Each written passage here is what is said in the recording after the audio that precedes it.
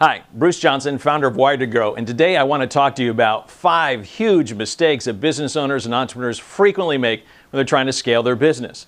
I mean, the good news is that you want to scale your business. The bad news, you're going to make some mistakes.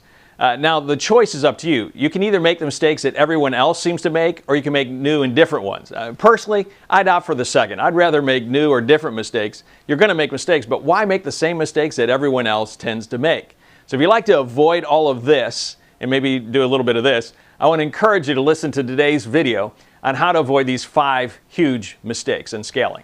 The first one that I see frequently is that business owners try to scale their business with a business model that's just not very scalable.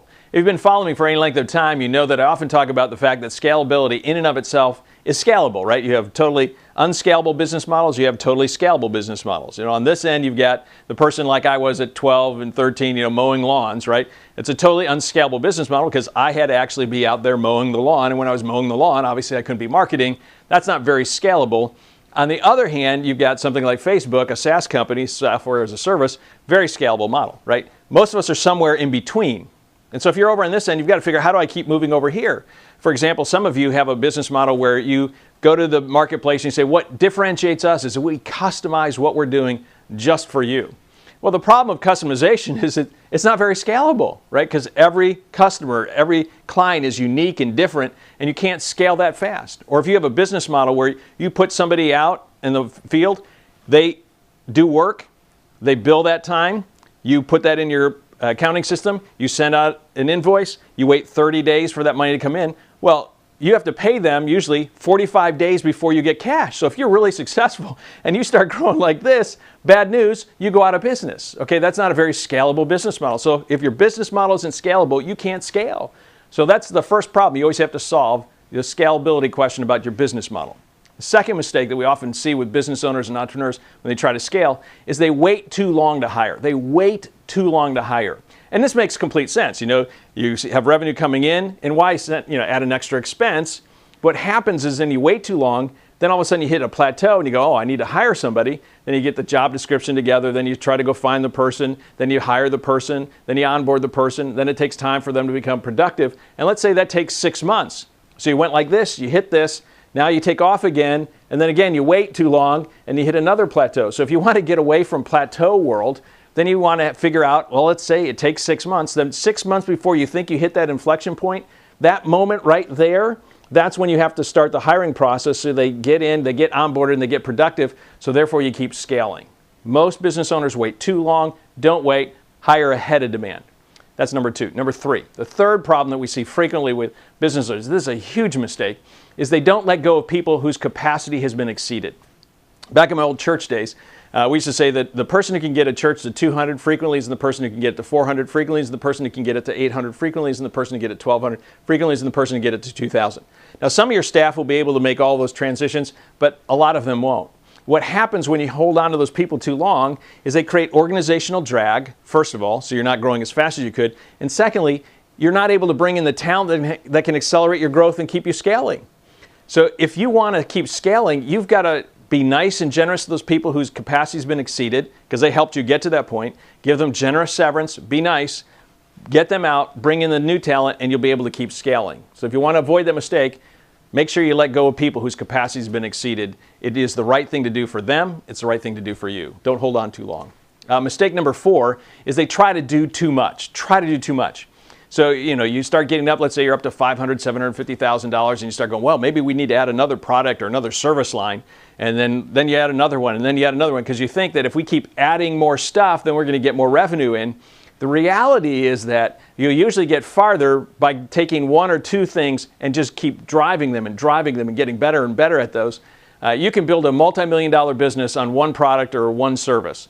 So instead of keep adding stuff, focus in on one thing, become unbelievably great at that one thing. The same thing happens in marketing. You'll see this happen. Small businesses that say, hey, let's do, in social media world, let's do some Facebook and let's do some YouTube and some LinkedIn and let's go some Twitter, let's do a little Pinterest and Instagram and, and you keep adding on more and more stuff thinking, hey, if we do all these things, then we're going to get more customers. The reality is that you can build a really great business on one of those platforms. There are people who build multi-million-dollar platforms on Pinterest or Instagram or Facebook, but they don't build them on all of those platforms. So find one or two or three major marketing things and do those. Don't try to do too much. If you want to scale, you've got to become really, really good at only a handful of things. Simplicity is your friend, not complexity.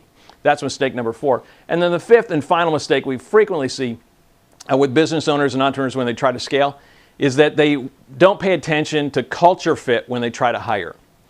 So now if you're starting to hire ahead of demand, the idea is I got to get a bunch of people in here and I need to get some really talented people in here.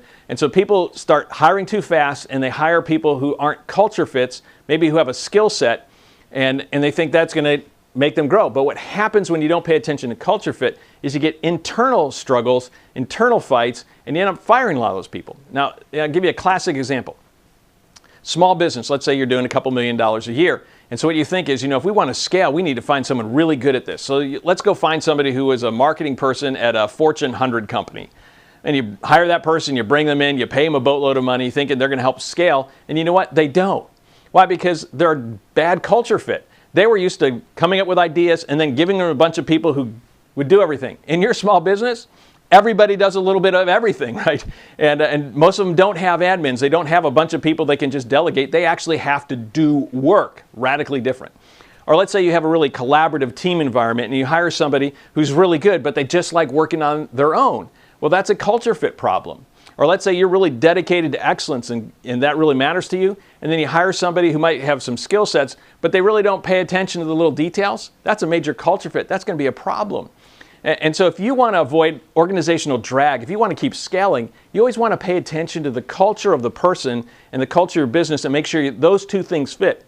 Because skill sets, you can find people with skill sets all over the place. But culture fit, that's what people really do.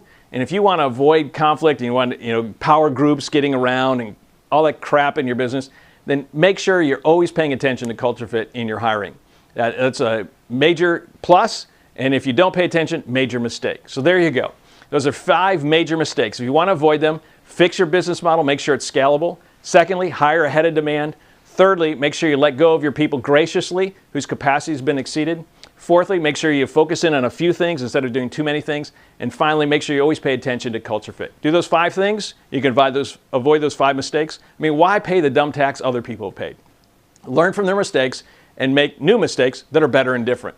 Well, hopefully this has been helpful for you. If it has, I encourage you to share it with some other business owners and entrepreneurs. If you haven't already, make sure you subscribe to our new YouTube channel. We're focusing this channel completely on helping people like you scale their businesses. Until next time, to your accelerated success, Bruce out.